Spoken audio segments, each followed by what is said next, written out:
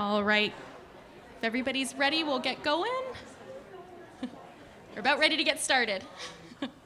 Good afternoon, everyone.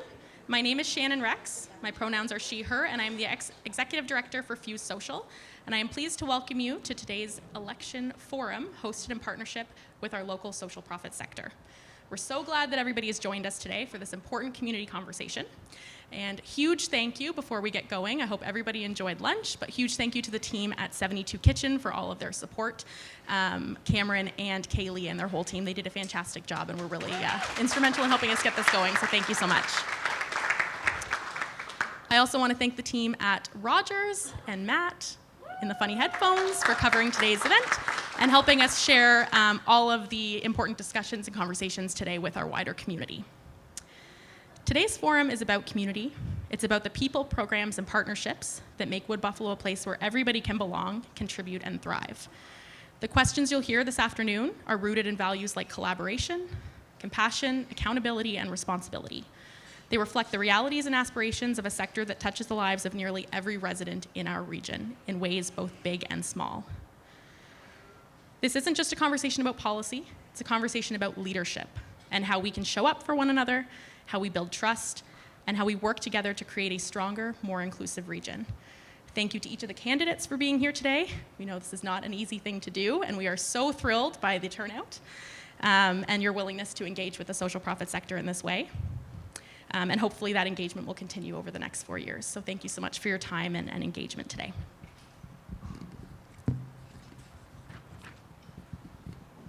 Before we begin, I'd like to take a moment for our land acknowledgement. As a white woman of Irish descent raising my family here on Treaty 8 lands, I speak these words with humility and gratitude. My family and I are guests on this land, the traditional and ancestral territory of the Cree, the Dene, and the Métis.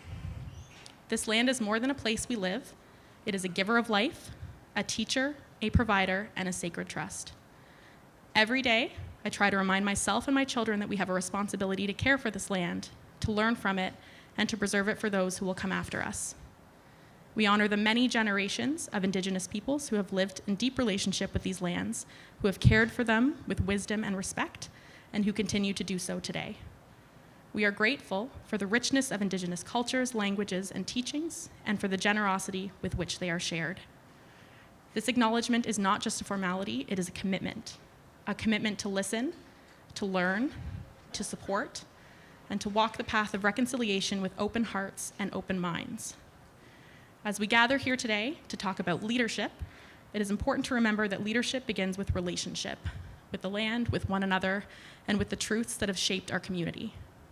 True leadership means showing up with humility, honoring lived experience, and being willing to grow. It is a lifelong journey and one that calls each of us to lead with courage, care, and accountability. As we shift into today's forum, we carry forward the spirit of humility, responsibility, and relationship, values that are deeply embedded in both reconciliation and in our community leadership. Moving into the forum, I want to go over a couple of things about how today's panel is going to work. Given the number of responses and how many faces that we're seeing in these chairs today, each candidate will be given 60 seconds to respond to each question. Questions will be displayed on the screen at the back, as well as a countdown clock. The countdown clock is kind of like a pinwheel. It doesn't have numbers on it. I know it's really, really quick. Candidates were provided the questions in advance with the hopes that that will allow each of you time to prepare thoughtful, clear, and concise responses. Because of the limited time, and I know there's limited time, please consider this a jumping off point for future conversations with our sector.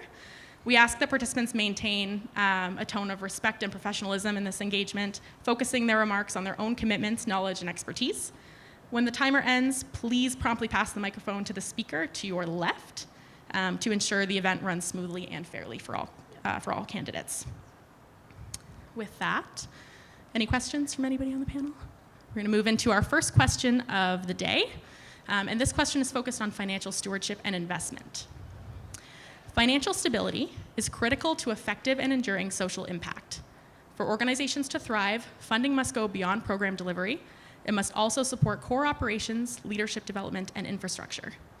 Many organizations have a challenge building reserve funds or a financial safety net to help them navigate unexpected challenges, maintain continuity of service, and adapt to changing circumstances without compromising their mission or program and service delivery. Council is responsible for stewarding public resources in ways that reflect community priorities. Municipal councillors play a key role in budget processes by setting strategic priorities, reviewing and approving the proposed budget, and asking questions to ensure it aligns with community needs.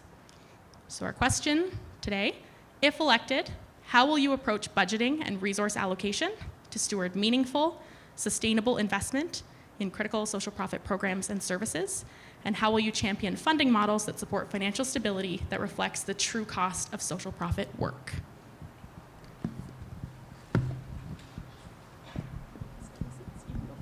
Oh, thanks very much, everybody. Sorry, it's a bit loud. So I'm Don Scott, and I'd like to thank all the social profit leaders here in the room, and I'd like to thank our moderator today. I know it's no easy task being a moderator. I'd also like to take a moment and thank all those who are running. Having been one of you, I'm sure that nobody's looking forward to the end of this campaign more than all the folks standing before you. What I want to say is that there's a key to this question, which is it should be driven by community need. So when you're budgeting for social profits, it's not based on a hard formula. At least in my view, it shouldn't be. It should be based on the reality of the community. The community is facing various challenges, and I think we've seen many challenges over the years, but if we're not actually meeting the needs of the community, then we're not delivering the services that are required.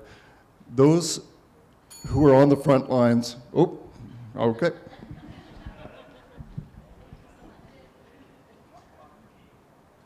All right, Sarah's going to reset the clock. Whenever you're ready, sir. Clock's ready. Sandy Bowman. I'm running for mayor, so I'm not actually running against anybody here, so I do love to see the amount of people that are here supporting this today. It's one of the most important things, I think, in our community as a people. In the last term, we actually had our CIP review, and we created a committee using a third party, which actually showed our process is actually above the standard for Alberta and for Canada. When it comes to investing in our community, in the last budget, $49.7 million was put towards CIP funding coming forward. That's over 10% of the operating budget, and it's $600,000 more than last time.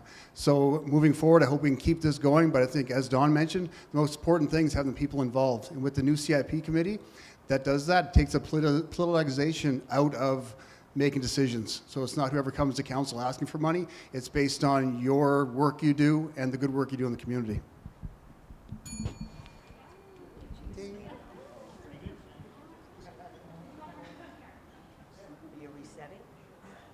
You're resetting? Sarah's got the clock reset whenever you're ready. I have to read because I only have 60 seconds. I bring a deep understanding of how municipal funding models directly impact agencies and the people that we serve. Everybody in this room has felt the impacts when models shift and change and our programs and program service delivery is left in limbo. While the new model has brought some improvements, there are still gaps. I know those gaps, and I will fix those gaps. Sustaining funding is the lifeblood of funding for many of us, and program and project stream, it means survival or shutdown of programs. The municipality must continue to commit strong, sustained investment in our sector. We're the ones providing the supports, and we do it better than government ever could. There is no reason multi-year funding can't be on the table, and real multi-year funding, and I will champion that. I've been your voice.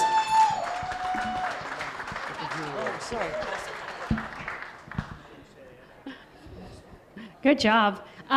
Jen Vardy, also running for council in Ward 1. I approach budgeting with the understanding that every dollar spent should strengthen the foundation of our community. To speak a bit about what Don said, it's a balance between civic responsibility and financial responsibility. It's a fine dance, and one that a lot of people in this room have experience with. I want to second the comments made by Luana, also advocating for multi-year funding models. This is something that we should be looking into. I'll go more into it in my second answer. It is a risk for the municipality. However, there's a lot of nonprofits, especially ones in this room, who have shown and demonstrated time over time that they are responsible stewards of our municipal dollars. And why are we committing to having them reapply every single year? I am done. Thank you.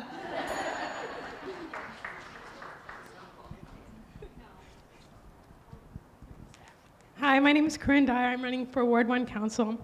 I'll make sure our budget focuses on people, not politics. Social profit groups are the backbone of our community and deserve stable, fair funding.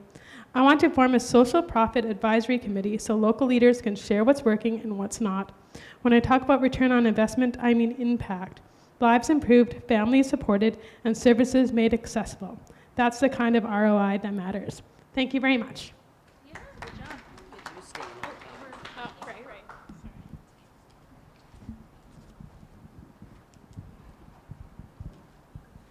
All right, I'm Casey Hutchins, and I believe an effective government starts with recognizing the diverse strengths of our community and fostering the collaboration that is across the different sectors.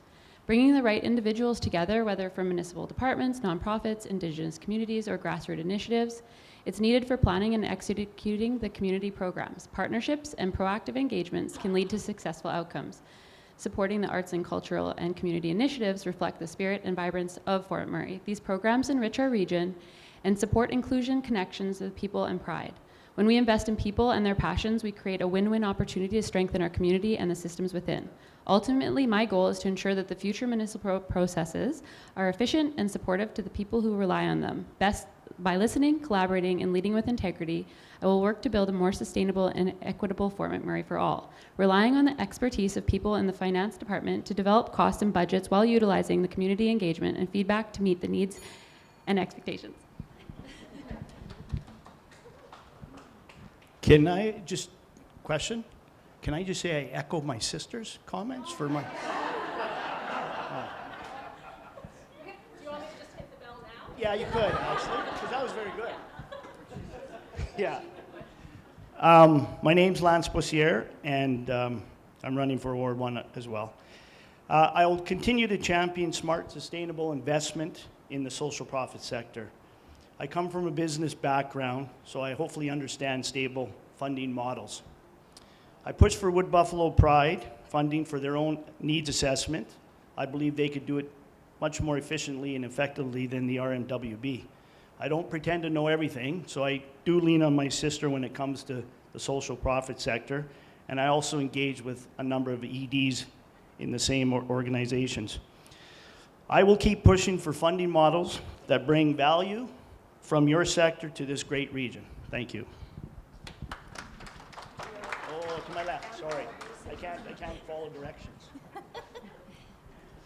Hello, my name is Natalie Lefebvre. I'm also running for Ward 1. I had some really great conversations today as well, and following what Don said, I'm very interested in really discovering the need, focusing on the need, and also Susan was suggesting the same thing. A long-term budget would definitely help us plan for the long term and not having to reapply. Yeah. I would like to work on the communication systems on how these people can be recognized. We need to know how to communicate. I want some numbers and yeah, and we're warming up. I need to warm up.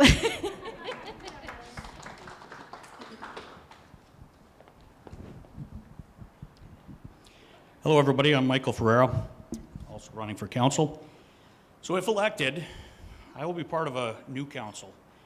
And I think year one is probably the most important. Because it's new, I think you could have some gaps in funding. I've been told about $5 million was returned from last year's budget. I think we need to advocate to keep that to help take care of any little hiccups that we do have while we transition. I've watched or attended every council meeting in the last 8 years. And what I've heard from your sectors, there's some changes that you're still looking for. I think we need to sort out that first budget, don't have any gaps in funding, and then have some real engagement with your sector for feedback on what's working, what's not, and how we can take it forward. I mean, you guys are the experts. Thank you.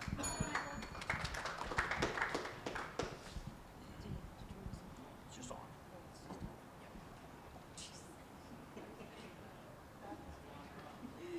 Hi, my name's Deborah Moses. I'm also running for Ward 1. If elected, I will prioritize a budgeting approach that recognizes social profit organizations as core community infrastructure, because social profits play a critical role in building a resilient, inclusive, and thriving community. I will advocate for funding models that reflect the real cost of social profit work and long-term financial stability. This means treating social profits as essential infrastructure and working with the RMWB and other community funders to promote stable, sustainable funding. Thank you.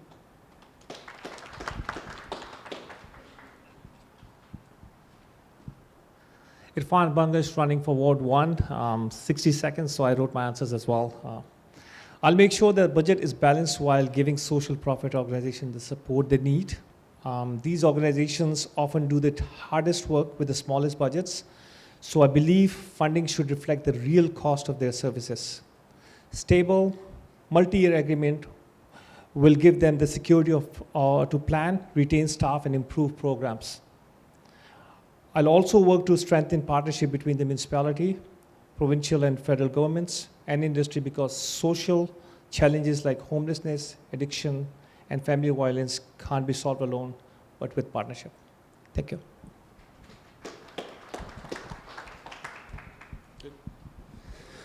Hi, everybody. My name is Adam Bugden. I'm also going for Ward 1. Traditionally, in this community, I've been a firefighter for 20 years, and I was the chair of the Charities Committee for the Fort McMurray Firefighters Association. So when we first started that, it was only giving money to muscular dystrophy, because that's the IAFF's charity of choice. What we did is we changed it to the Friends of the Fort McMurray Firefighters Charities Association, which is a big word, but what that did was allow us to donate a portion of our earnings to social profit sectors here in the city. I think if we don't invest in these things properly and efficiently, we need to have those short-term goals for a long-term gain. So we need to look at the long picture as well as the right now. But either way, if you guys are fighting for funding in any which way, we need to find a better way. I don't know what that looks like yet, but we need to find a better way to make sure that you all get the funding you deserve. Thank you. Funky Banjoko here, running for council again. I support the new Audit and Compliance Committee, the work that was started by Councillor Bossiers and finished by me, which strengthens financial oversight and transparency for RMWB. I'll advocate for community investment program, CIP funding priorities that reflect the true cost of social profit work, including multi-year agreements and flexible grants. By collaborating with other funders and leveraging partnerships, we can ensure sustainable, meaningful investments and address real community needs. I also believe we should work on the gap holding these social profit organizations accountable for deliverables on the promises, especially to the rural areas. Thank you.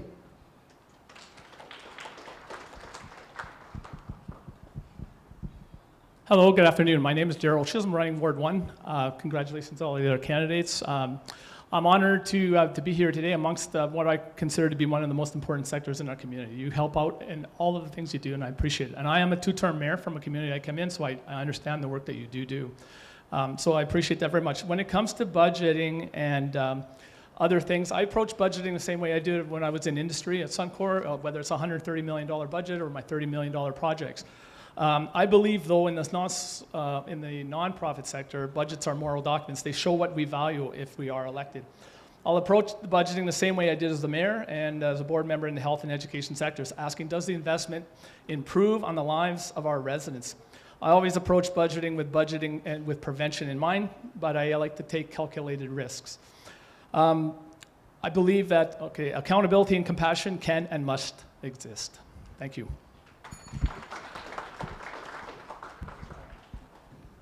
Wow, good job, everybody. I'm Mike Allen, and I think I know almost everybody in the room already. I need 60 minutes, not 60 seconds. to approach something like this. But what I can say is that, I mean, my focus is on 3 key areas, and it's very much the same as what everybody else has said.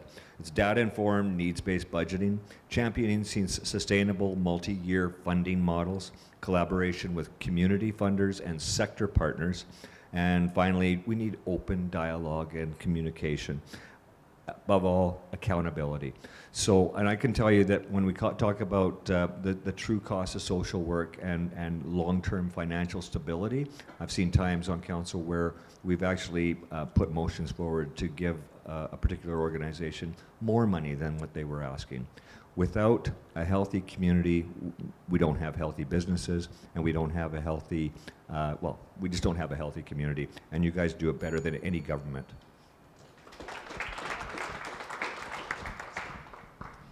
Good morning, everyone. I'm Verna Murphy. Thanks to Shannon and her team from Fuse for putting this on this morning. If elected, I would approach budgeting and resource allocation while listening to the feedback from the social profits, as well as making sure that the funds are going to programs that make a difference in the lives of local residents. I think that there should be more conversations happening between mayor and council and the social profits before budget week, so that the elected officials have a strong grasp of the work that the local agencies do every single day for our friends and our neighbors. It's time to stop approving capital projects that go on hold and start thinking about providing stable, multi-year agreements for agencies that can plan for necessary infrastructure, staffing, and other needs. Thank you.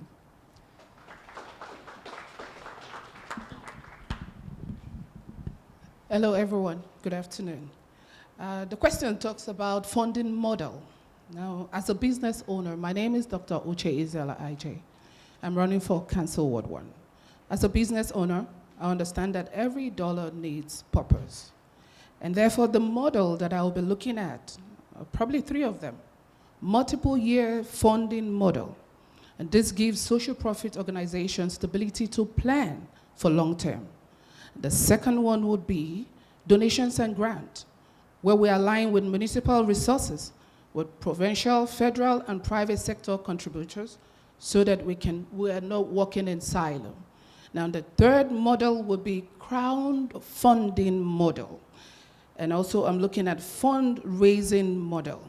Now, this criteria or this model will help social profit fill any critical gap and also serve our community stronger and better.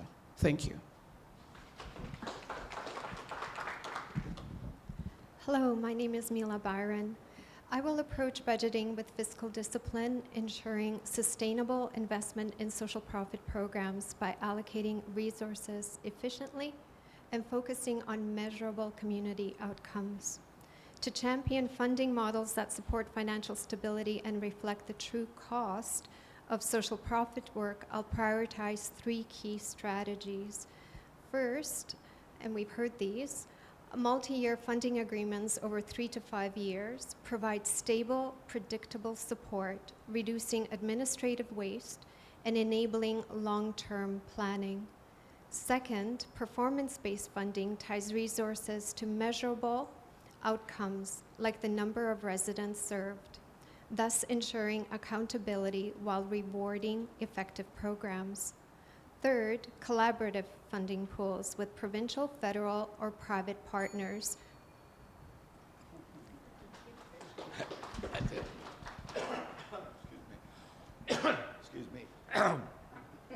Go. I got 60 seconds. I'm like, I need 60 minutes. You know, when you look at a budget, you have to look at the need and you have to do the allocation appropriately. Part of it is you know the needs better than we do. So part of it is there has to be a collaboration between the municipality, between our administration, between council, and between all of you in the social profit sector. We may think we know what the community needs, but you actually do know. And in terms of multi-year funding, we've done that, and I think we need to do it better. But we also need to do it with organizations that have a demonstrated ability to do multi-year funding and continue to provide the services according to their mandate. We see a lot of social profit agencies just kind of pop up out of nowhere, and I think there has to be time to work with each agency and the municipality discovering what the need is in order to move forward. Thanks. What, keep the microphone? Because you're going to make me go again, aren't you? What we'll do is I'll actually pass it, if you can pass it to, maybe we'll start with Deborah this time. Deborah, you're it. You're it, girl. Awesome. Go, Deborah, go. Thank you so much.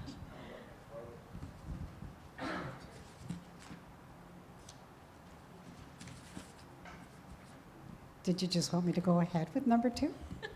No, Read sorry, I number lost 2. my page. Thank you so much, though. And thank you to everybody for sticking to your allotted time. It's greatly appreciated.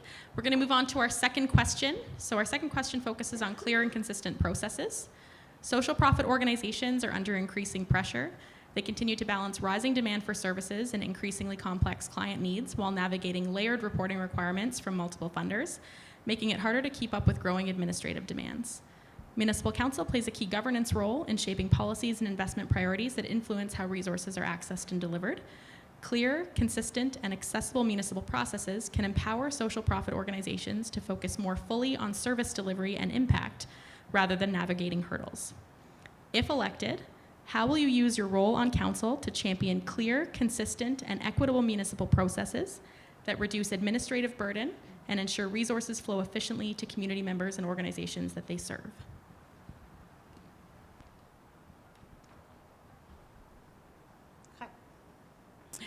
I will use my role on council to push for municipal processes that are transparent, fair, and easy to navigate.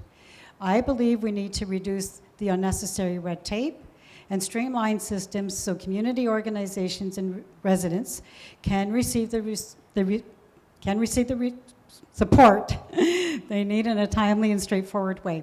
I'll advocate for regular reviews of policies with input from those impacted, especially our social profit sector, to make sure processes are working in practice, not just on paper.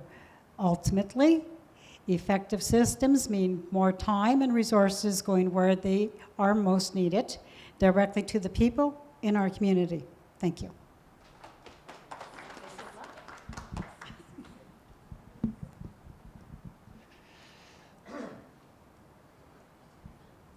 I'll work to make municipal processes simpler, fairer, and faster so that resources actually reaches the right people.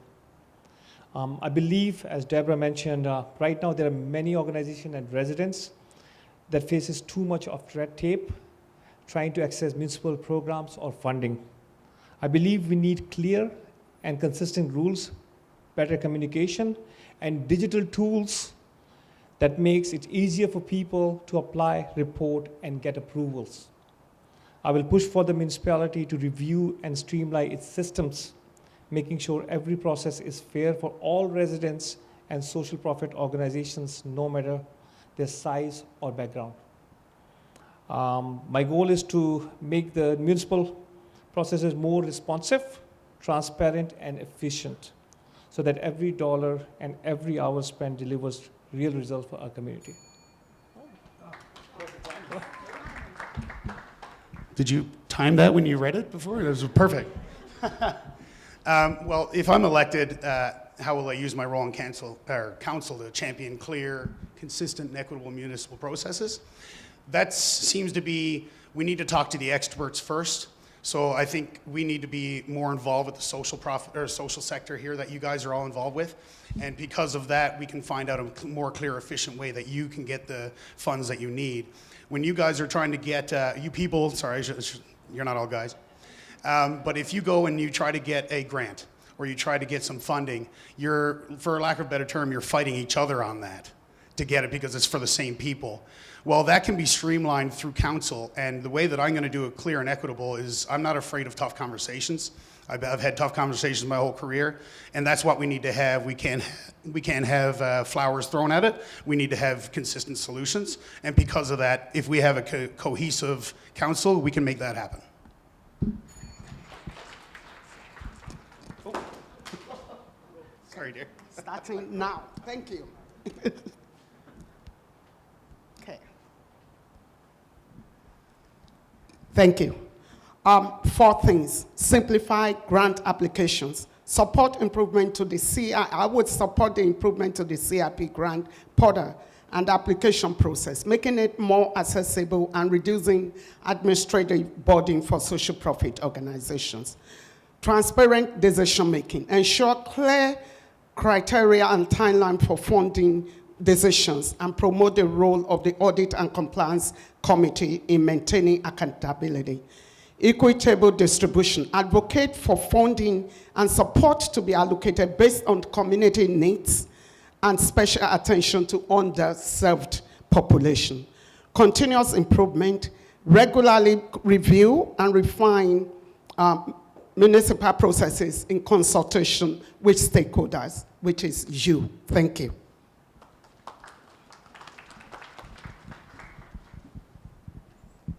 If elected, I'll focus my energy at reducing red tape that often delays help until problems are urgent. I'll focus with technology on agile processes, streamlining the procedure so support gets to the organizations when they need it, adapting quickly to emerging needs. As I said earlier, I believe more in prevention in trying to address some of these problems. So some of the actual specifics, centralized contact points, clear criteria, and predictable timelines, I believe that will reduce confusion and also prevent gaps. I am retired, so I will be able to dedicate the time that I think is necessary to learn a lot about what you are all working on and how I can better advocate for you on council. I've been out of politics here now for about 15 years, so I've got lots to get caught up on. But I look forward to doing that. Thank you.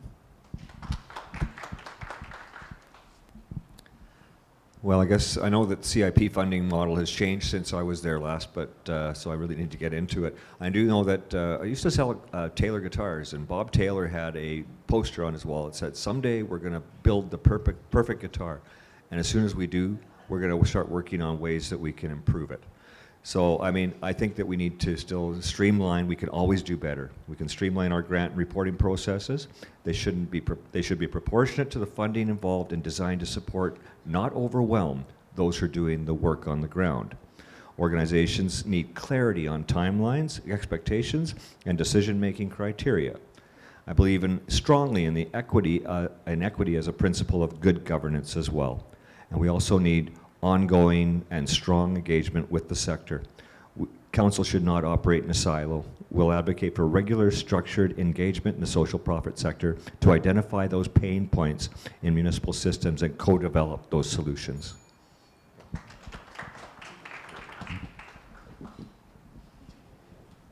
If elected, I think it's important to work with the administration so that the processes put in place are fair and clear for everyone applying for funds. Good governance is about trust and accountability.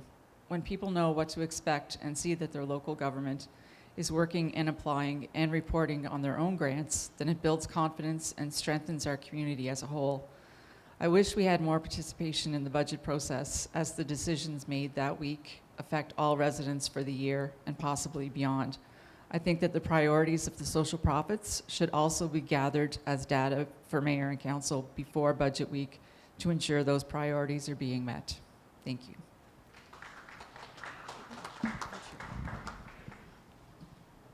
Thank you.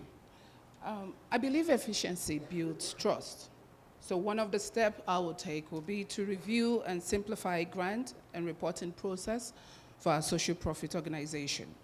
Often they spend so much time on paperwork than on the people. I will champion standardized application templates, clear timeline, transparent communication channel between municipal and the local organization. Now, coming from a business world, I do know how important it is to cut red tape. The same principle applies here. Streamlined system means quicker decision, faster funding, and ultimately stronger outcome for residents who rely on these vital services. And that is why even in the standard development goal, as adopted by the United Nations, have a blueprint. We must have one. Thank you.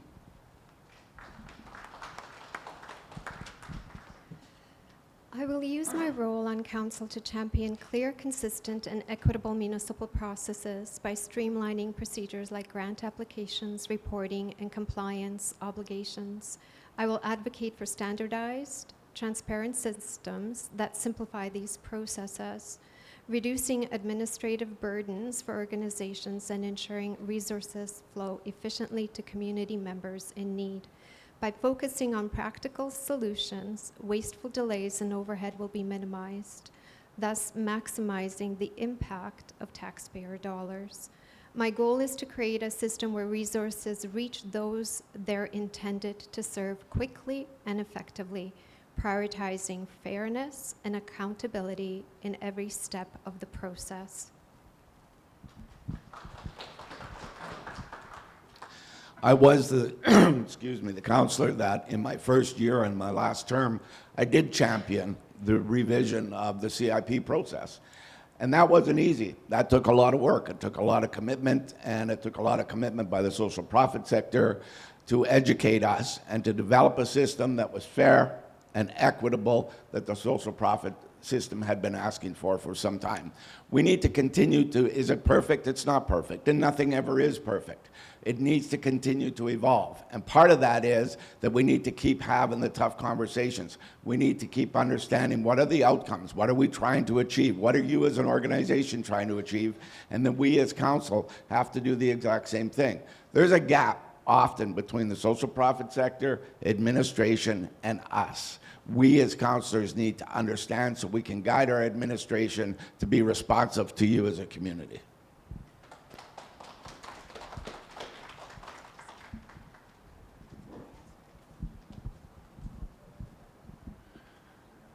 Hi, everyone. Again, Don Scott. What I think would make sense from my perspective is setting a hard target. When people talk about red tape, setting a hard target such as 25% reduction, not in the amount of paperwork filled out, but in the amount of hours the social profit sector spends filling out bureaucratic paperwork. Now, what the target should be would need to come from the social profit sector itself when they describe and to council what is the bureaucratic nightmare that they're facing these days. I mean, I've heard different numbers from different people, but I believe setting a hard target that we can meet. The way we could figure out a hard target is we have a social profit summit very shortly after the election, and we find out exactly what the target should be. But that's my idea. Set a hard target, put it in the strategic plan, and follow up on the CAO and live to it.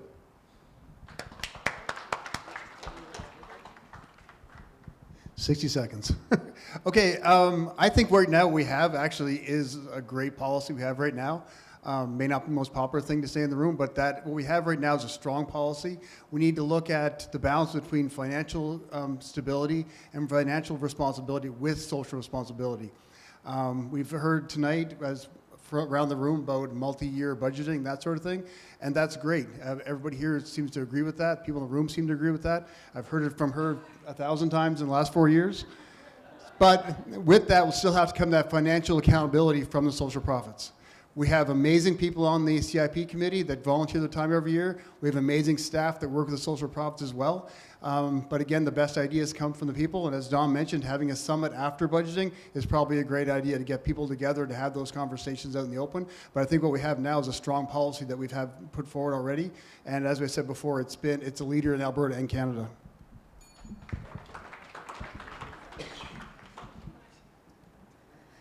So you all know I live and breathe this sector, and you all know that you can count on me because you've counted on me already. I've been your voice when conversations were needed and nobody wanted to speak out. I've been the loudmouth.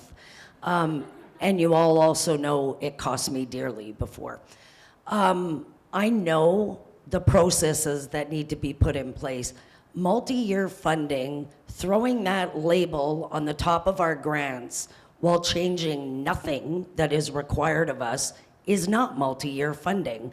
I know what it takes. I know the red tape that needs to be removed. I know how the grant should be. You all also know I will never advocate for decreased reporting because that's how we celebrate our successes. That doesn't help us.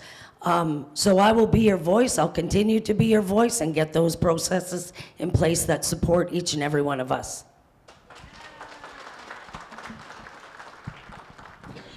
Sorry, it's always so hard following up after Luana. She's just so good. Talking about championing our social profits. For this to happen, the council needs to understand what our social profits do. They have to attend the AGMs, they have to show up to your meetings, they have to go to Convergence, they have to ask the questions. That is the only way that we are going to understand the needs within the current sector, and I don't believe that's happening in a meaningful way.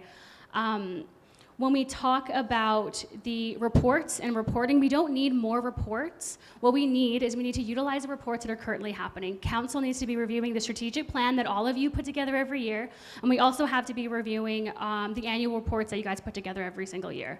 Not just so we can make better decisions at a council level, but because when we go to advocate to the federal and provincial government, I do not want to advocate on an interpretation of what you need. I need the numbers, I need the information, and that's how we can start working together. If we want a better sector, we need to do it together, and we need people that show up and listen. Thank you.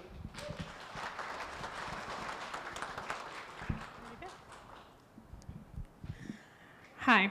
Too many groups spent weeks filling out forms, waiting for approvals, and writing reports instead of helping people. That's the red tape that I want to fix. Faster approval, shorter forms, and reporting that focuses on results, not paperwork. Thank you.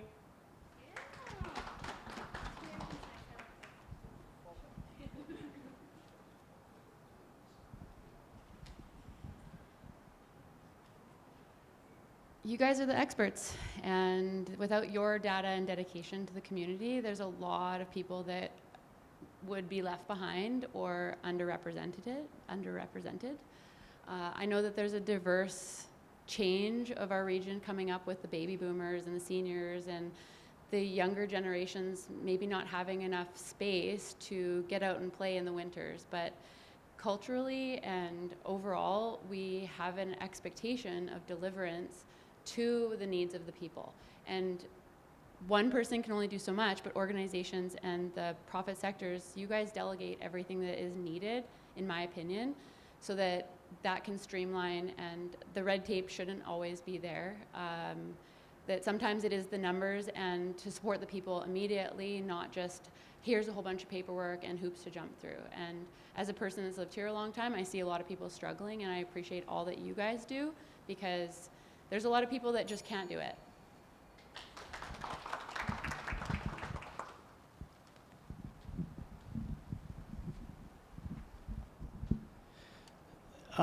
If reelected, I will continue to support efforts to streamline and simplify how the RM interacts with the social profit sector. I think it's very important.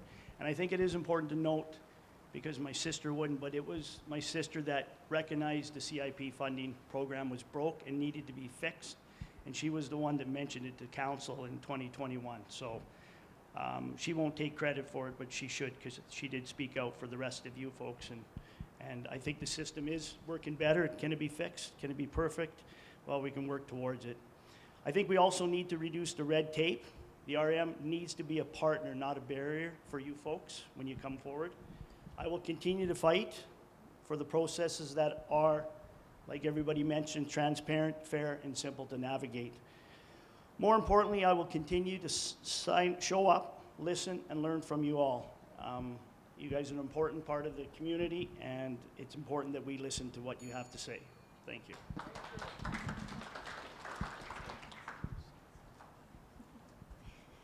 Hello again, Natalie Lefebvre. You guys do amazing work, and you guys are sometimes behind the scenes, and sometimes people don't want to see what you're doing.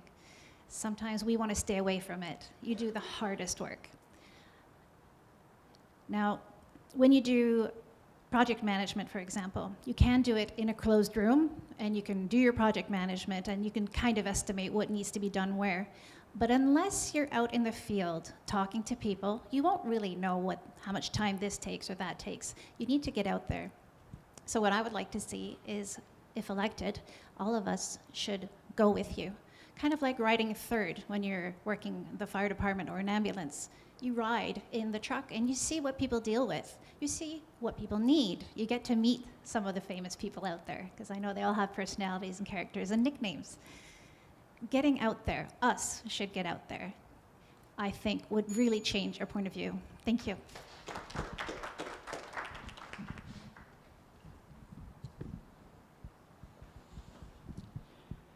Well, where do you start after everybody's touched on all the stuff we need to do.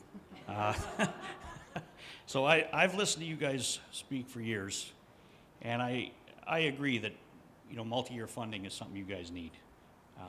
And I think that's something moving forward. I think we bring it forward, start collaborating and get something down.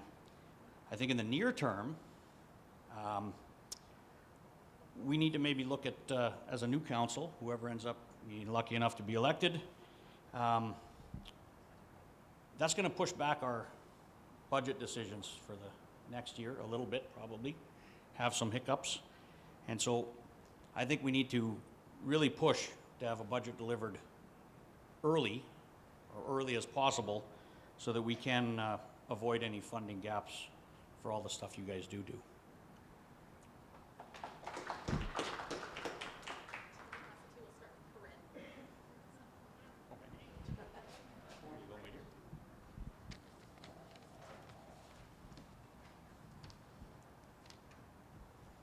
We are working on getting some water for everybody, so Thank you. it's coming. Yeah, we're getting there. All right, we're going to move on to our third question. If it's not, does anybody want to go get a drink of water really quick before we continue, or are you okay? We're going to spend 2 minutes. If you need a drink of water, go grab one, and then we'll come right back. Carry along here if everyone's ready to take their seats.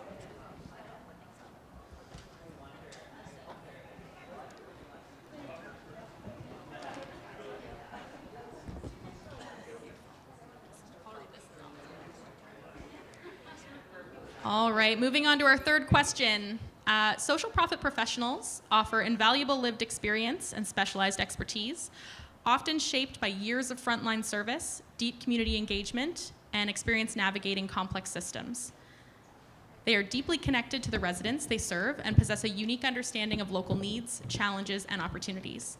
Their insights are essential to shaping policies that are inclusive, effective, and grounded in the realities of our community and our residents, especially our most vulnerable populations. During election cycles, candidates often engage with the social profit sector to better understand community priorities. If elected, how will you ensure this engagement continues meaningfully throughout your term so that the voices, knowledge, and expertise of our sector continuously inform municipal decisions, policies, plans, and investments that impact our residents? Okay. So engagement shouldn't end after Election Day. I'll keep meeting with social profit leaders and residents year-round. The Standing Advisory Committee also ensures their voices stay at the table. Thank you.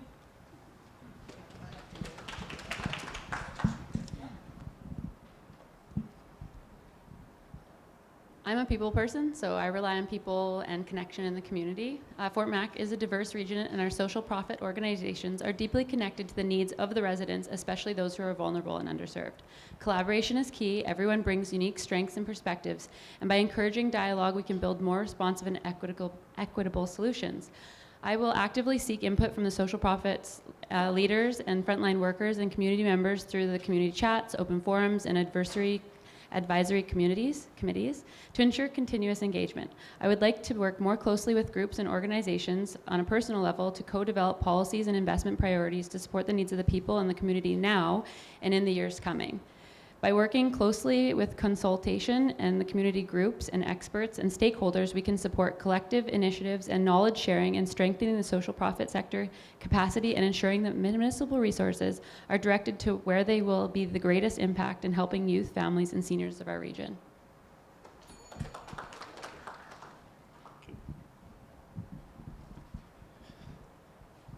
Throughout my time on council, I have made a point to stay connected to the social profit community, not just at budget times, but at all times. I've had the privilege of listening to the leaders in your sector. I know what meaningful engagement is. It means showing up, following through, and being available. I've attended engagements, volunteered for the seniors, soup kitchen. I also even traveled with my wife to Edmonton to see the model of the housing Wood Buffalo Wellness wanted to bring to our region. I may have not worked in your sector, but I am smart enough, I like to think I'm smart enough to know you are the ones with the answers. I will continue to listen and learn if re-elected. Thank you.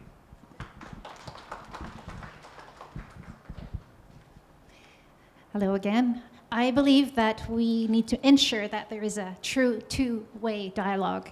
And to do this, I feel like we need to perhaps create a portal, an online thing where you can log in and then you can say, listen, this is new, who can come check it out? Or we need to meet with you.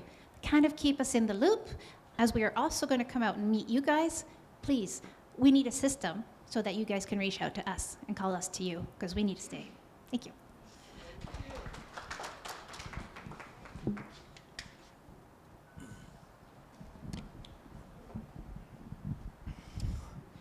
So I can sit up here and talk, but I think meaningful engagement means listening to you.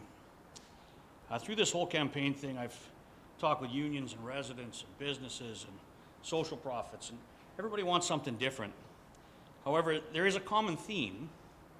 Everybody seems to want meaningful engagement that's transparent. You guys are the experts in this sector, and the work you do is essential. Council doesn't need to talk. Council needs to listen and act. I've attended enough council to know it feels like there isn't enough engagement. One thing we can do immediately as a council is proper agenda review. I've shuffled my life around countless times to attend meetings to speak to something, only to have items pulled from the agenda. Do that enough, and people eventually give up. That isn't proper engagement, and it's absolutely fixable. Thank you.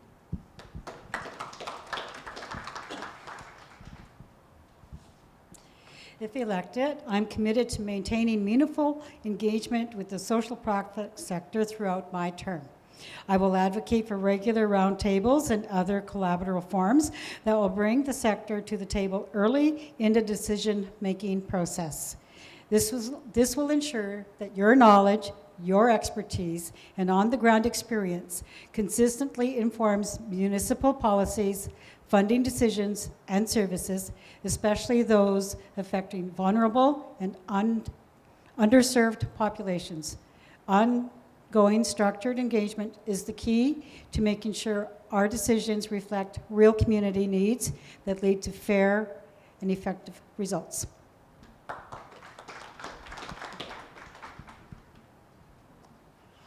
I believe on community-based leadership, and I strongly believe on consultation with every group. I'll make sure engagement with community organizations and residents does not stop beyond these elections. I want to build strong two-way relations with local nonprofit, social profit organization, indigenous groups, and residents, especially those who are underserved communities. I will hold regular meetings and roundtables, create feedback loops so ideas are reflected in decisions, and ensure frontline voices are included early in planning and budgeting processes. I will also promote transparency by sharing updates and outcomes openly. I believe engagement isn't a one-time event, it's a partnership.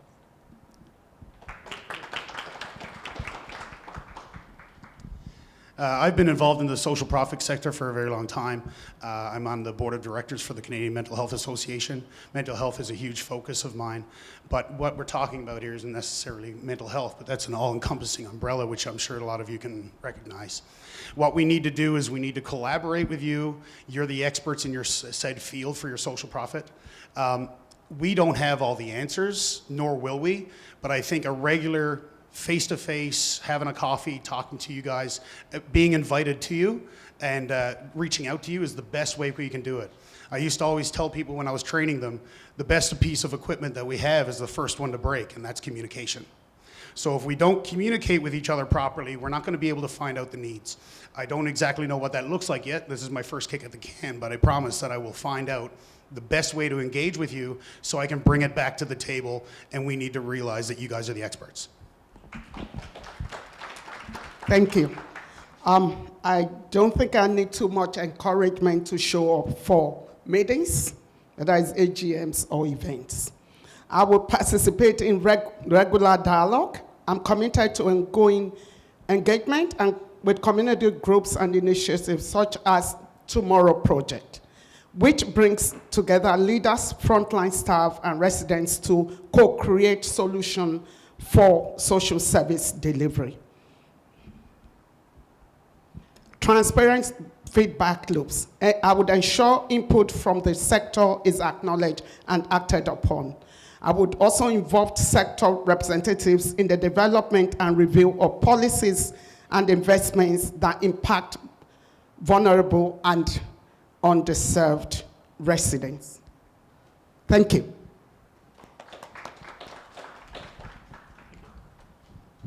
Thank you for the question. Engagements is a huge part of what I do, but I would just use an example right now in Fort McMurray region, RMWB. The youth unemployment, for example, is at 17% as of last night. The national average is 14%. We're in the 4th largest region of oil production in the world, and our youth are at 18%. So engagement is important. And I would simply say engagement is a tool for prevention and foresight. We need to listen, we need to adapt, and we need to act before this becomes a crisis. At 17% unemployment rate, we're very close to losing the whole generation. So it needs to happen, and it needs to happen soon. So once we get elected, let's get together, let's get our heads together. There's a lot of other issues as well, but the youth unemployment is just one I would highlight. But engagement is a huge part of how we're going to solve that. Thank you.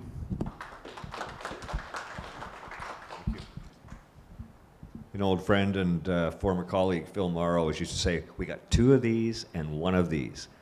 So it really it's about listening with accountability and embedding sector expertise into decision making. I believe that policy and funding decisions that affect vulnerable populations must be informed by those that have the on-the-ground experience. I'll support mechanisms that bring social profit leaders into early stages of planning and evaluation so their knowledge shapes the process, not just the outcomes.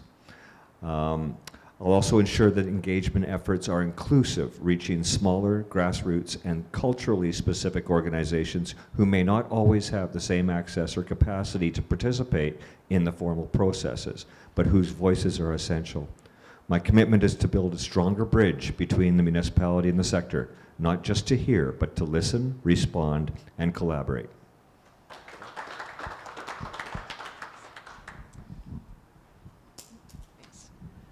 Thank you for the question. Engagement is always so important, but it's meaningful engagement that we really need. In the last 18 years of living in Fort McMurray, through my experience, the best conversations are those one-on-one conversations that you have. Formal meetings are great, but you don't always get what you need at those types of meetings. So for the agencies, I would really encourage you to ask Mayor and Council out for coffee. Tag them on social media, add them to your newsletters. The more information that they have, the better for everybody involved. And for Mayor and Council, that really, really, really means listening. Don't just sit there and nod your head and say, you're gonna try your best.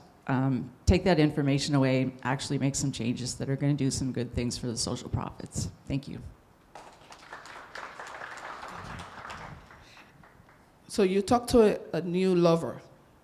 If they don't have relationship, they probably will quarrel every time. And so for me, our relationship has to be continuous.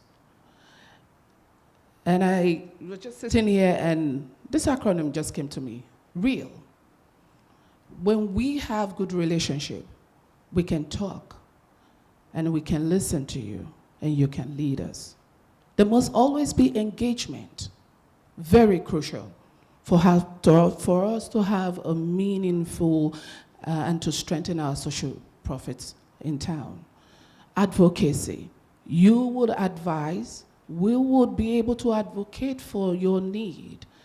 L, which is your leadership, and we must listen because you know it better than anyone because you go down there to reach the people. So we must continue with REAL. Thank you.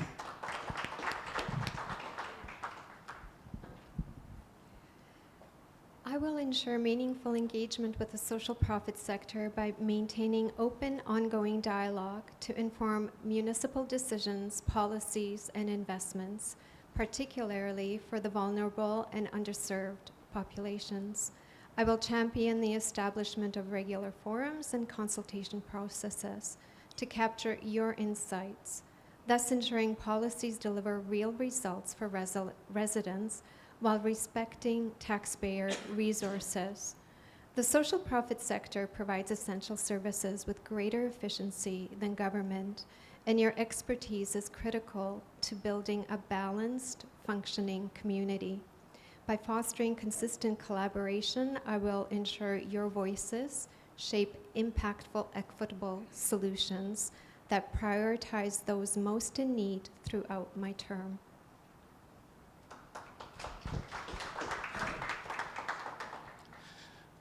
I'll continue if I'm reelected to listen. And I just wanted to point out that what Lance says is correct. I champion the revision of the CIP because of Luana, because the social profit sector, through her, talked to me. And that's how I got that done, was because at the end of the day, we have to listen. I worked in the social profit sector for 15 years, but that was 20 years ago. So the sector continues to evolve and change. So I can think I understand it, but unless I hear what people have to say, I don't. So one of the things I would encourage is that whoever's on whatever counselors are on the CIP committee, I would recommend that they attend quarterly meetings with the CAO and the leaders of the social profit sector to maintain ongoing communication and understanding to what's going on in the sector. We can't fix what we don't know is broken. It's that simple. So the communication has to be there. Thanks.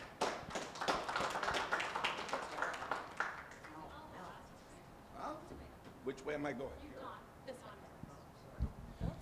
Hey everyone, Don Scott again. My suggestion would be to convene a social profit summit before the strategic plan is initiated. And I think everyone has a good sense of what the strategic plan is for the municipality. That's how the municipal officials who are elected can hold the CAO and the administrative team accountable. So if you would like to have strong input, I believe that's one mechanism to do it. All the suggestions that have been made about getting together, tagging people on social media, those are all good. But I really believe we should, and it's not only a social profit summit that we should have. I'm sure Diana D'Souza's here. We should probably have an economic summit as well for this community. So that's how we're going to get the feedback. We can take that feedback, put it into the strategic plan, and really make a difference, not only for the vulnerable sector, but for the entire social profit sector. So that's my suggestion for getting council to not only listen, but act. Thanks for the question. I don't think I can be any more engaged than I am. I think everybody in this room probably has my cell phone number. Corinne actually has her own box on my email. And the only probably more engaged, probably Mike Jones, more events than I am. But I think the RMWB itself, administration, can bring back engagement. We were at a high level at one time, and that seemed to drop off the last few years. So that engagement can be brought back, whether it's with social profits or the rest of the community. But if you don't have my cell phone number, I can definitely get it to you.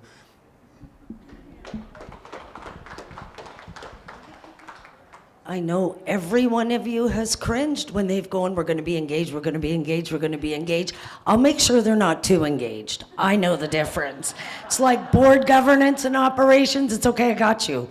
I'll continue to be engaged. Well, I'm too nosy. I'm too nosy to stay out of things, that's one thing. But I think like Mayor Bowman, everybody's got my number. I think I've helped everybody with grants. I've given you my policy manual to say don't recreate the wheel. I will be there for you. I'm one of you. I don't know. I don't want to be like a parrot, but I get you. I was the one who went to the CAO a number of years ago and said, we're not being heard. We need quarterly meetings. And those started and then went off the rails. And I was happy at the last one to see the CAO back. So I'll continue to champion that stuff for the most important sector in the community.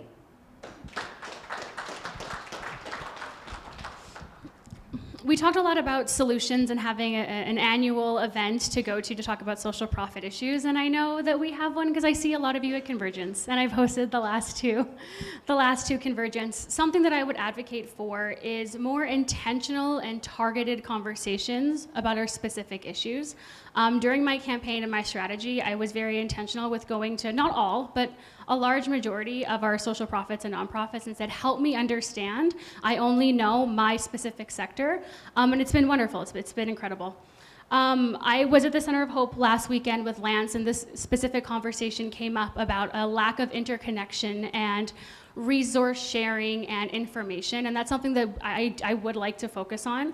I'd like to see organizations like FuseSocial through the Tomorrow Project being able to be that sounding board, that living directory, that advocacy board for council when we bring some of these policies forward. Thank you.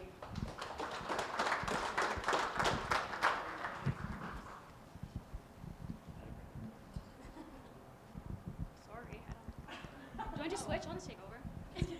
Yeah, actually, that'd be great.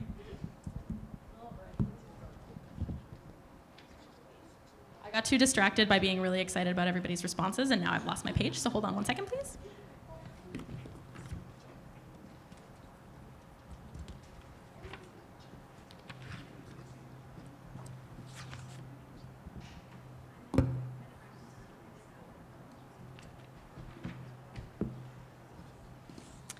All right, we're gonna get going. We're gonna change direction. So this round, we're gonna start somewhere new, and I want you to pass the mic the other way, if you could, please. Our next question is meaningful representation in community planning. So strategic planning is foundational to success in the social profit sector. A well-crafted strategic plan not only defines an organization's direction and purpose, it also serves as a practical guide for aligning daily decisions, actions, and investments with meaningful, measurable outcomes for clients and communities. At the municipal level, strategic planning holds equal importance. It sets priorities, directs resources, and informs decisions that shape the long-term health and vibrancy of our communities. If elected, how would you ensure that the voices and needs of the sector, social profit sector, are not only reflected, but meaningfully prioritized in the development of this council's next strategic plan? And we're gonna start with Adam. Thank you. The council's strategic plan is something that we'll be doing once elected and once the election is all over. But I agree with just about everybody on that as well, that you have to prioritize the social profit sector, because if we have people, we talk about costs, right? We talk about fiscal responsibility. But if we don't adequately and meaningfully support you, then we're going to have more problems down the road. So instead of getting mental health help, for example, or homelessness help, we're going to be filling our hospitals with people that are getting exposure to frostbite and things like this. Like, we need to be the people that you can come to comfortably, so that we can prioritize what you need. So again, you guys are the experts; we are not. So I would make it a meaningful suggestion for us to go to you. I will be using this as a full-time job, so I will have the time to come to you, and I hope to see you soon.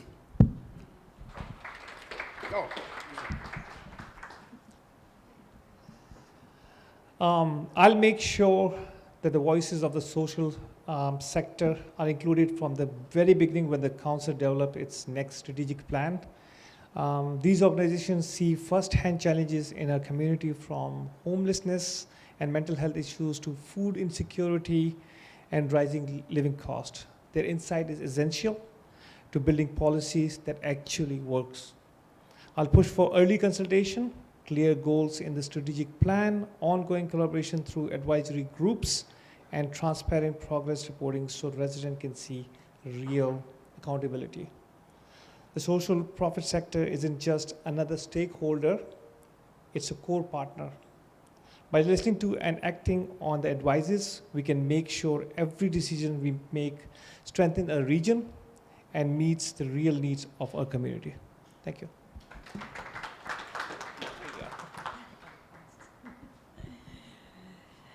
I'll make sure the social profit sector's voices and needs are not only acknowledged, but actively prioritized in developing the next strategic plan. I will advocate for their meaningful participation in essential consultations, such as dedicated focus groups and roundtable discussions, so your expertise directly shapes our priorities. The sector plays a vital role in tackling community challenges, especially for vulnerable populations, and the strategic plan must reflect this by allocating resources and guiding decisions to amplify their impact. True prioritization means fostering ongoing collaboration, maintaining transparency, and turning their input into tangible outcomes not just commitments.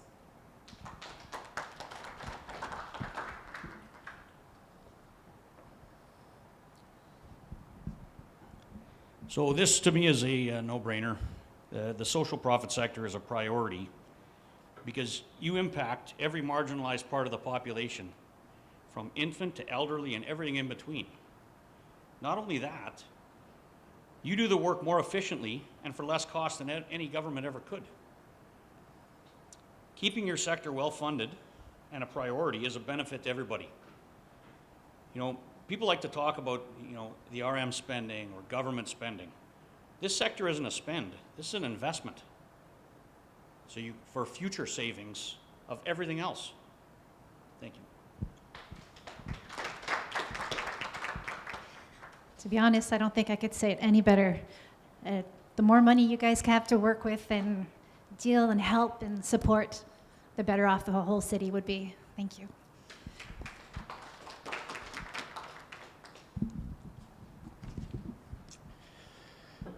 The social profit sector plays a critical role in shaping the kind of community we all want to live in.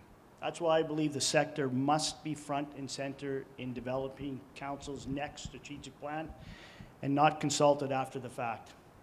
I have shown I've taken this seriously. Like I said, I championed the completion of the Arts Inc. facility because I knew what it meant for artists, creators, and our broader community. I also recognized the inequity between the arts and sports in this community, in the region. I supported funding for Wood Buffalo Pride because I believe in the value of letting community organizations lead their own work. I will continue to push for a strategic plan that reflects the diversity, expertise, and impact of our social profit sector.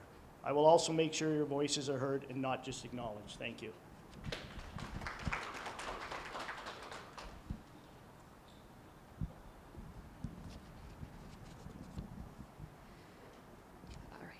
The social profit sector is the front line of my improvement to the next strategic plan. Your organizations are deeply embedded in our communities and bring essential knowledge, lived experience, and innovative solutions to the table, especially supporting the vulnerable.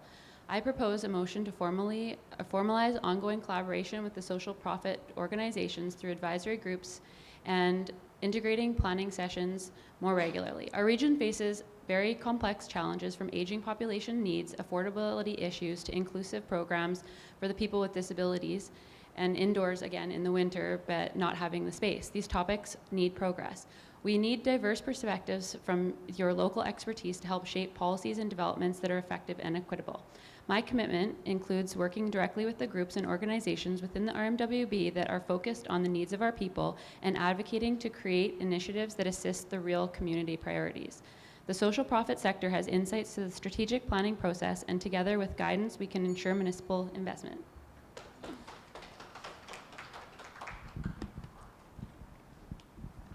Hi. When council builds its next plan, social profits should be at the part of it from the start. They already know what works. Their insight can guide real, measurable goals that focus on people, not politics. Thank you.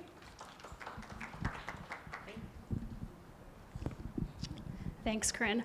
Well, respectfully, if you want council to bring forward and prioritize the social profit sector, we need to vote people in who have an understanding of the social profits, that have knowledge, or at a minimum, a willingness to learn.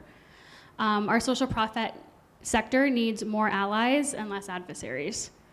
When we do reporting for grants, it comes down to we have served X amount of people over X amount of time, and here's the quantitative data that shows. And anyone who's done any kind of reporting or worked in social profit knows that those numbers do not tell the full story. So what we need is people who understand our civic and civil responsibility, but also are able to budget and have our financial responsibility also. The question being, how can I ensure that the sector is being prioritized? Well, it's because I'm paying attention, and I know that you guys are too. Thanks.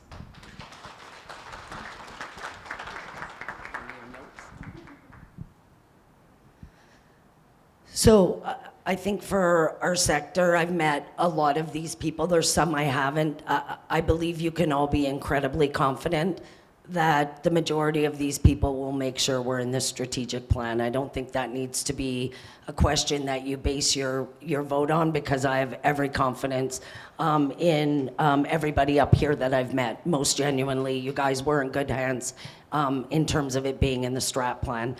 I just want to say, you don't need my commitment. You've seen my commitment. I've walked the walk, I've talked the talk, or I've talked the talk that I walked, whatever it is. I've been there. What I'll do a little bit differently is making sure that it's in the strategic plan specifically, so that it's not so broad that it's used as a tool to push some of our sector agencies out. So I'll be attentive to that, and I'll make sure they are. Thanks.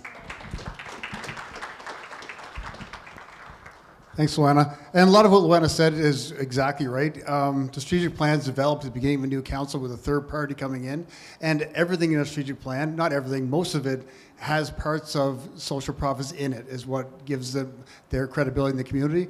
But I do think we need its own point in there, so we have that reporting coming back to council regularly. What you've heard tonight, I believe it will be its own point, and the group behind me, you're going to get whatever you want. Is what I've been hearing. Maybe you won't, but that's what I'm hearing. But I think it will be its own point in the strategic plan, and it'll measure things that happen in the community, and our administration will bring that back to council. So that'll also add to the engagement, having that as a prioritized item. Thanks, everybody. What I would encourage as we go forward is, obviously the strategic plan is the centerpiece of the action council takes, but it's going to also take a CAO. And we need a council that can have respectful dialogue and not constantly change CAOs. So what I would encourage as we go forward is a council that's capable of working together and capable of having a CAO that can really implement change directed by council.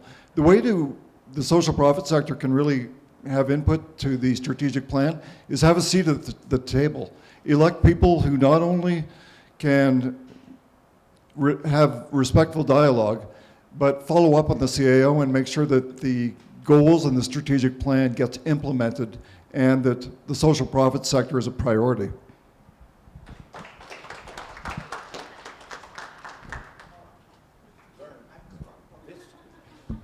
Thanks, Don. I like part of what Luana says. I too have talked the talk and walked the walk, and I've done it for many, many years.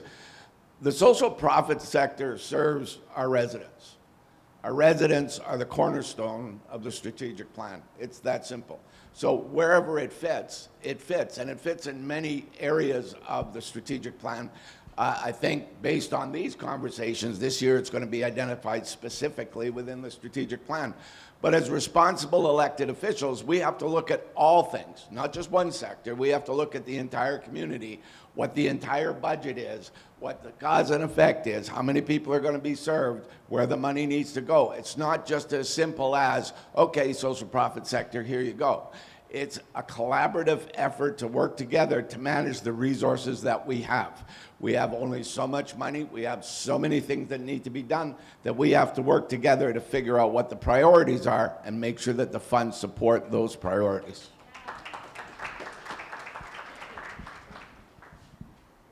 I will ensure the social profit sector's voices and needs are meaningfully prioritized in Council's next strategic plan by inviting you to the table. I will seek your direct input, ensuring your insights and expertise shape the plan. By aligning Council's strategic vision with your contributions, we can deliver real, impactful results for residents, particularly those in most need.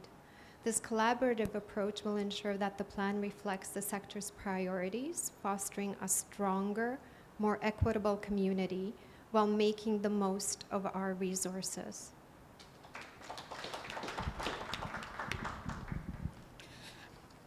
So in business, you talk about strategic planning, which is the core. And therefore, the core of our community is a social profit organization. If we miss that foundation, we will crumble. And so, for our strategic plan, you must be the core, where we'll listen to you, have you on the table to tell us what is working, what needs to be done, and what the future holds.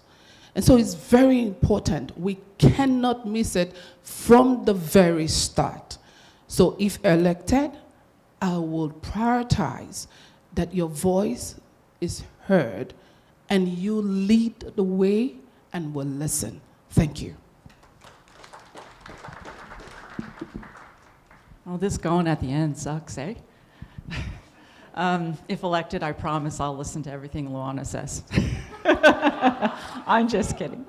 No, it's people like Luana that have built the social profit world as it exists in Fort McMurray right now. So having her voice at the table is going to be totally invaluable.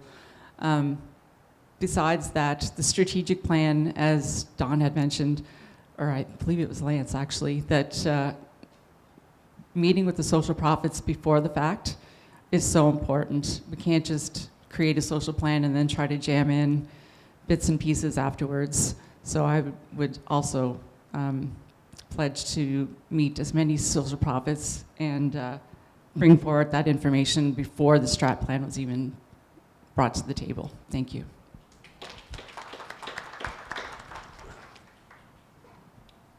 I don't need that paper anymore. I'm just going to say me too. I think I have a long and strong history with the social profit sector in Wood Buffalo. As one of the initiators of the leadership Wood Buffalo, and then there at the beginning of the formation of FuseSocial, I've seen where we were and where we have become. And the strategic plan is probably one of the most important processes that council goes through in each term. It's a long-term process. And it is something that guides everything that we do throughout the years. So with the social profit sector, we need to treat you as strategic partners, not service providers. And we need that early and ongoing engagement in order to ensure that we are always familiar with what's changing in the community. You have my commitment that has never changed, and that I have no intention of forgetting that. Along the way, we can be successful together. Thanks, Mike. Yeah, just since this is the last question, I just want to once again thank you for your time. Thank you for the work that you do as well. I think most of everybody, what I've heard, has answered pretty much everything in my answer. But obviously, the strategic plan is the most important document I think that council can pass. Actually, when I was answering the question here this morning, I was wondering, are they trying to catch us on this? Or are they trying to get, because it's like a no-brainer, really, that you would not be involved. So absolutely. As I mentioned in other answers, engagement and having your involvement is key. And the strategic plan is the key to our success as a council as a whole, but to the community. So I'll just read what I have, but social profits must help shape council's next strategic plan from day one. Thank you. Thank you. I will ensure the social profit sector's voices and needs are placed in the center of council's next strategic plan by early and ongoing consultation, engaging with stakeholders in this sector, by having data-informed priorities set.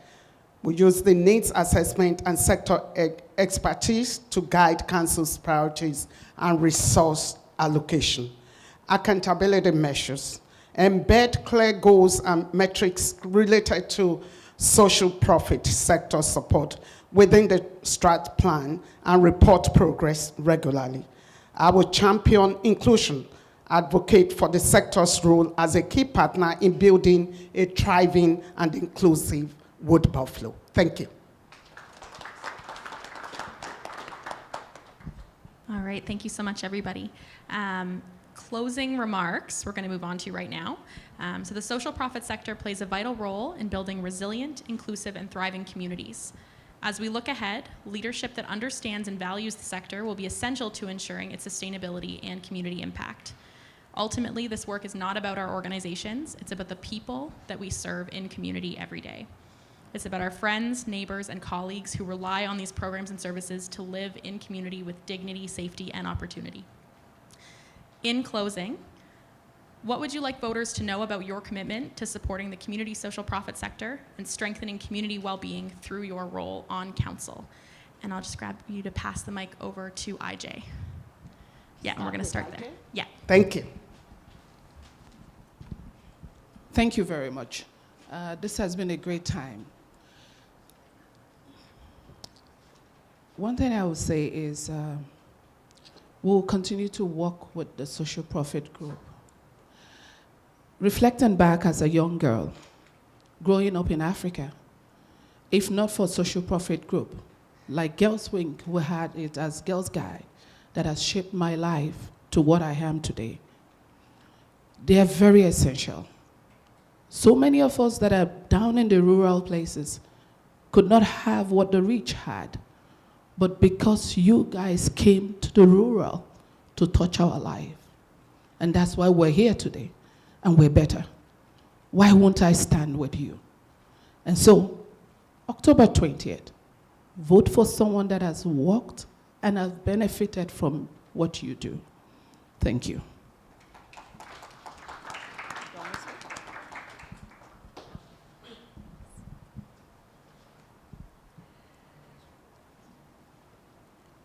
I believe that government exists to serve the people, and I'm committed to empowering the social profit sector to strengthen community well-being. You deliver critical services far more effectively than government, with less bureaucracy and greater impact for those in need. On council, I will champion policies that streamline grant and funding processes and foster strong partnerships to ensure taxpayer dollars are used wisely. My focus is on enabling the social profit sector to thrive, delivering measurable results while upholding fiscal responsibility, thus ensuring our community prospers through effective service delivery. Thank you.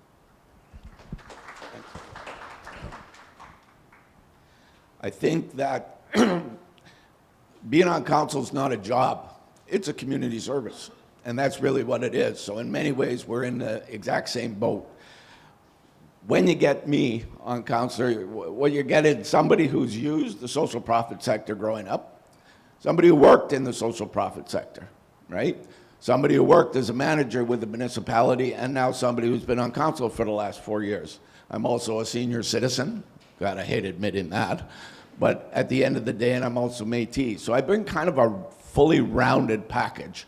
And when I advocate for the community, when I look at the municipal services, when I look at the municipal budget, I try and look at the whole picture, not just one piece of it, so that we can ensure that the services, the allocation of funds and everything is to the benefit of our entire region. That's what I hope to bring. Thanks.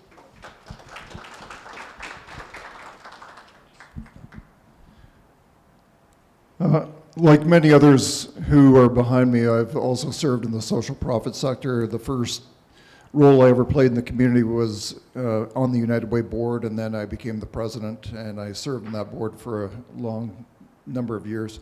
And I've served on many other social profits since then.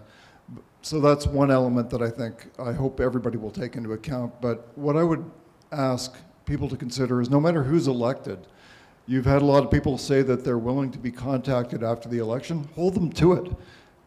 Call them. Everybody has got a phone. Everybody can meet you for lunch. Everybody can come to your AGMs or whatever it is and find out exactly what's going on.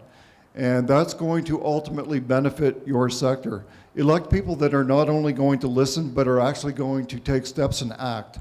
That's what's going to make a big difference in the sector. So I'd encourage everybody to think about that as you go forward. Don't be scared of anybody up here. And of course, we're all going to listen to Luana.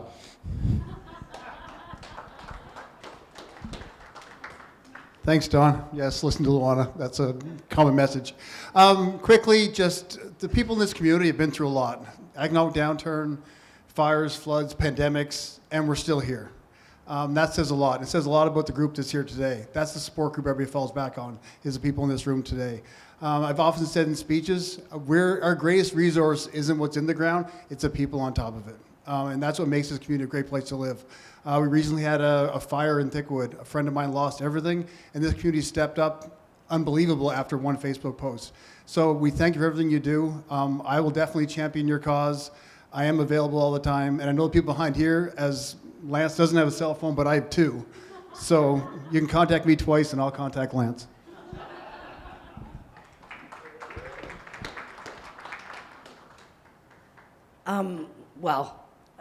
Supporting this sector is not a political promise to me. It's what I've done for the past 25 years, what I will continue to do at the table.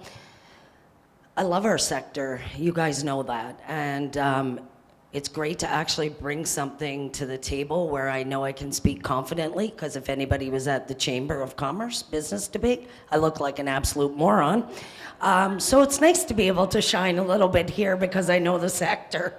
So, but that's why diversity in representation on your council is important. You have a lot of good candidates to choose from. I will say with confidence, for my brother who seems to be more worried about my campaign than I am, I can advocate for myself. There won't be anybody stronger advocating for our sector than me. Thank you. Sorry, I'm clapping as a voter. I'm going to answer the question with a story that most of you know, but some of you may not. In 2016, I was the founder of the First Nations Early Year Coalition, and our goal was to provide developmental services and prevention to kids living within our First Nations community. I worked with the bureaucracy, I worked with government, I developed policies, and when I would go to these meetings, I was told time and time again, Jen, you just don't get it. You don't get it. You don't understand these big conversations we're having, and your priority isn't my priority. So I became the bureaucracy. I'm trying, along with these wonderful people, to become the government, and I want you to know that when we have those conversations, I am at that table, that I get it, and you do not have to convince me otherwise. Thank you all for your time, and I do want to second Luana's comment. There's so many incredible candidates. There's only, I think, 19 of us here. There's 30 in total. Please do your responsibility and get out and vote responsibly. Thank you.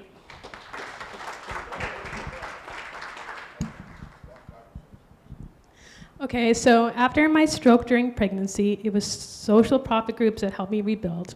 I found Voice of Albertans with Disabilities through Facebook, and they helped me get my disability funding after fighting it for 6 years. I now serve on their board as vice president, and I'm taking training through FuseSocial, which I'd recommend to anyone serving in their community. And I've also taken leadership with Buffalo for them.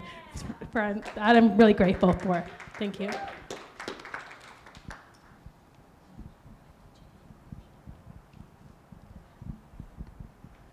Through well-developed facilitation, transparent communication, and shared planning framework, we can strengthen relationships between our local government and social profit sector and the people of our region benefit. I believe this approach will not only improve resource delivery, improve service delivery, and build trust and resilience across our region. Together, we can create a strategic plan that is community-driven, inclusive, and future-focused, one that truly reflects the aspirations of Fort McMurray residents.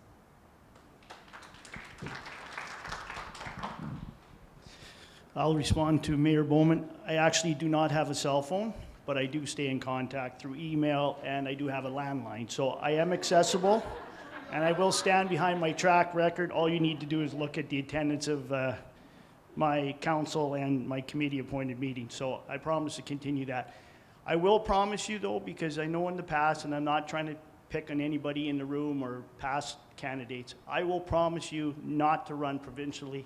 I'm not using municipal government for a platform for the provincial election in 2 years. Home is Fort McMurray. My grandparents are buried here. My parents are buried here. There's a good chance that I'll be buried here. Hopefully not too soon, but anyways. I will promise to continue to advocate and be your ally on council if re-elected, and I will promise to be a voice for you, and I'll continue to support the social profit, because if I don't, I know who's going to visit me across the street. Her.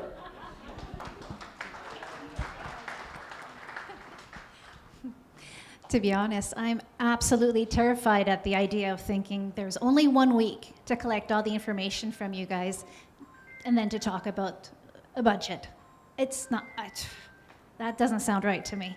I have a background in social sciences, in a bachelor's, and I would know that a study to get to know all of you, all the services, all the people and what they need would be a huge undertaking. So we're going to need you guys to package that information so that we can digest it.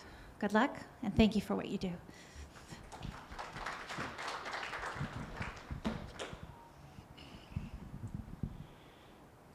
So it took me a long time to decide to run, like right until kind of the last minute.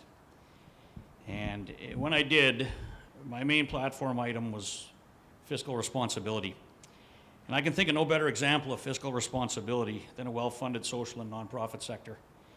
You're experts in your field, and you do things far more efficiently and quickly than any government could. We need to listen to you, stop talking, and act on recommendations from your engagement.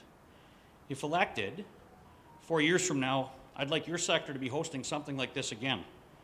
And one of your questions be, how can we top what the previous council's done? They've been great at listening and work with us. Right? And that said, for everybody here, in your capacities as leaders and citizens, I urge you to hold myself and anyone elected to everything we've said during this campaign. We like to talk about accountability. That's accountability. Hold us to it. Thank you. I'm putting my notes away. When I've worked in the MP's office and the MLA's office, I've actually received a number of requests for letters of support from nonprofits. Now, my job was to ask for your grants. So I reviewed all of your grants when they came in, and I drafted letters of support and sent them off for approval and sent them out. What I want to do as council is be your voice. I will advocate for you. And I'd like to thank all the candidates up here to say thank you very much for putting your name forward, and FuseSocial for putting on this event. Thank you. Thank you so much, everybody, for listening to us. Thank you so much to our amazing moderator, who has been phenomenal. In my closing remarks, I'll just want to say that I want everybody to know that I see the social nonprofit sector as the cornerstone of our community. I'm committed to listening to these organizations, understand their needs, and advocating for substantial funding and practical support. My goal is very simple: a wonderful Wood Buffalo where every resident has access to the programs and services that keep our community safe, healthy, and thriving. Thank you.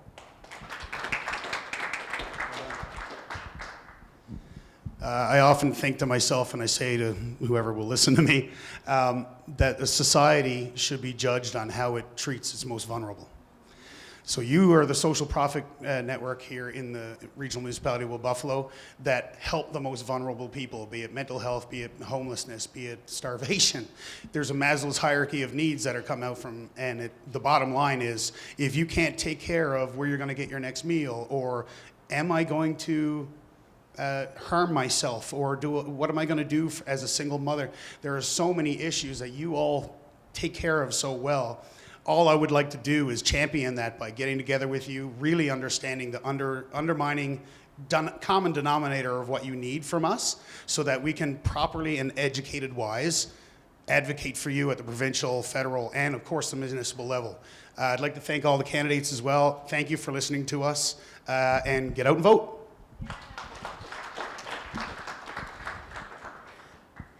Thank you for your time and for organizing this.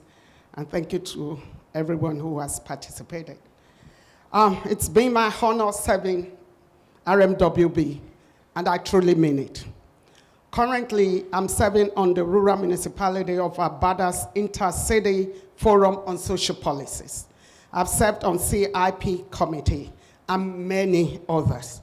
It's been 4 years of learning and 4 years of growth. I want voters to know that my commitment to the social profit sector is unwavering. I recognize the vital role that these organizations play in supporting our most vulnerable residents, newcomers to Canada, new Canadians, and so on and so forth, fostering inclusion and strengthening community. I've shown up for you. It's time for you to show up for me at the poll. Funky Banjoko. Thank you.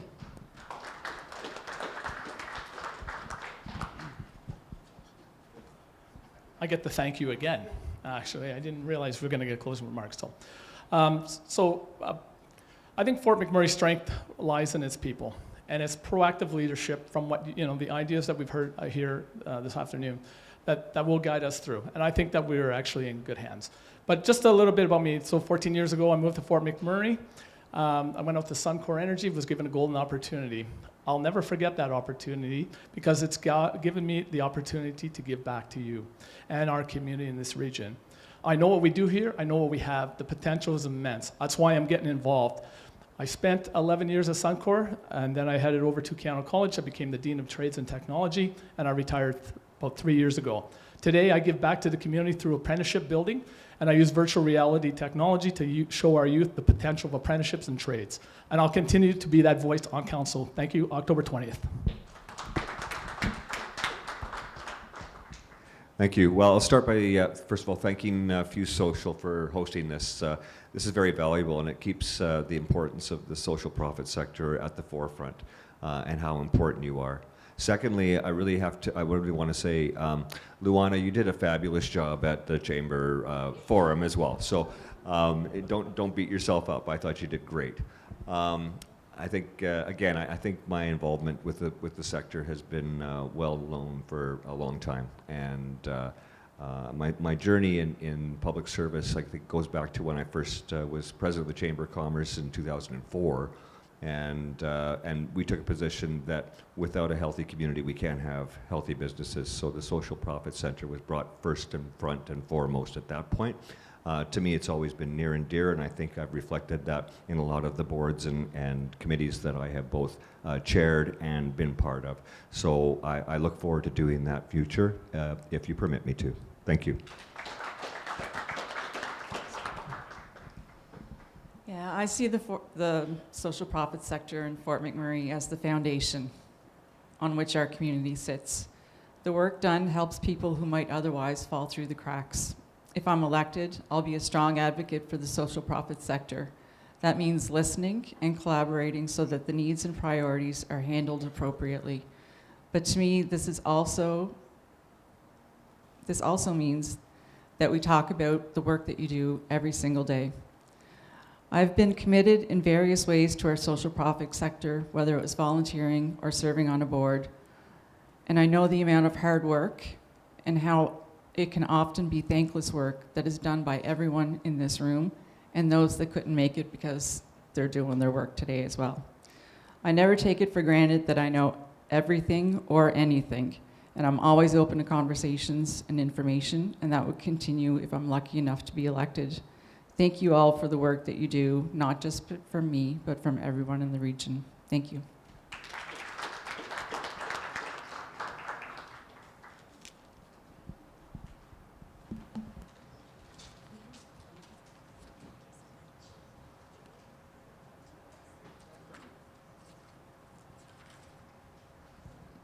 All right, thank you so much, everybody, for your contributions. And for joining us this afternoon, everybody who joined to listen to everything that the candidates had to say and taking part in the important community conversation. The questions we explored today and the responses, which we know were very brief, reflected only some of the core issues facing our sector, but they represent just a small glimpse of the breadth and impact that social profit work in our region has on community. From support for mental health, housing, the arts, recreation, seniors, newcomers, the LGBTQIA2S+ community, and many more, the sector plays a vital role in shaping the social and economic fabric of Wood Buffalo. We encourage each of you to continue connecting with social profit leaders and organizations throughout the community. And we also recognize that this relationship is a two-way street. And if we want to be heard, we have to speak up. And if we want trust-based investment in our sector, we need to continue to be responsible stewards of that funding. On behalf of FuseSocial and our partners across the social profit sector, I want to extend Our sincere gratitude to each of you for taking time out of your day to be here. Your commitment to understanding community needs and building strong partnerships will help ensure a vibrant and inclusive future for our region.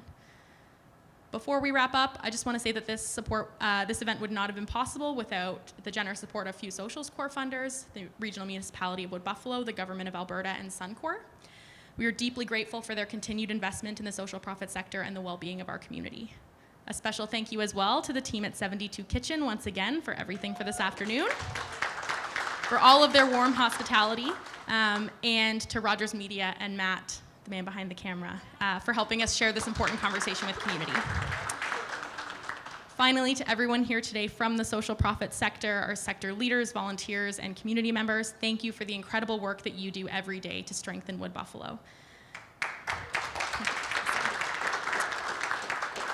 Have a wonderful afternoon. We still have some time here, so feel free to continue these conversations with leaders in the room, take it outside, and don't forget to vote on October 20th.